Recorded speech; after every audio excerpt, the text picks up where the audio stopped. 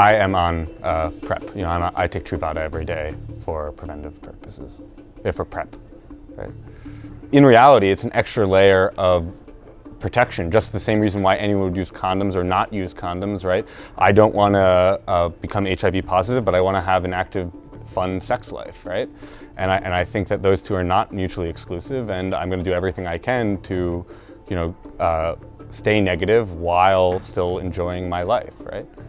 I mean, I'm not going to say that I always use condoms. I bareback, and I sometimes do it fully intentionally, and I have no problem with that.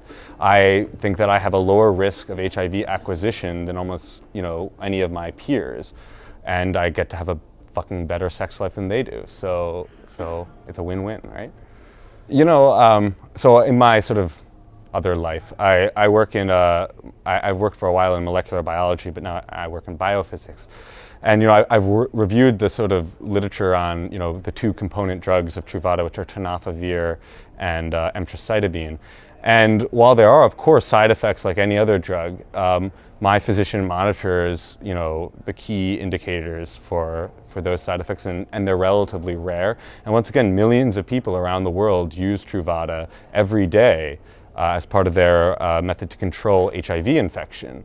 And so it's a very well documented drug and a very well understood drug. So there's no fears that I have really about the drug. And I take a few other drugs for some other health concerns, and to be honest, Truvada has the lowest. I have no side effects from Truvada, unlike every other drug I take, right? So, which is not that many, but yeah. I'm very interested in HIV prevention in young gay men, just because it's totally not working, right? At least the current prevention techniques, and pre-exposure prophylaxis, I think, is one of the best hopes that we have to really curb new infections in gay men. I think in the United States, at the latest estimate, there's at most 4,000 people. We know about 2,000 people taking PrEP across the country.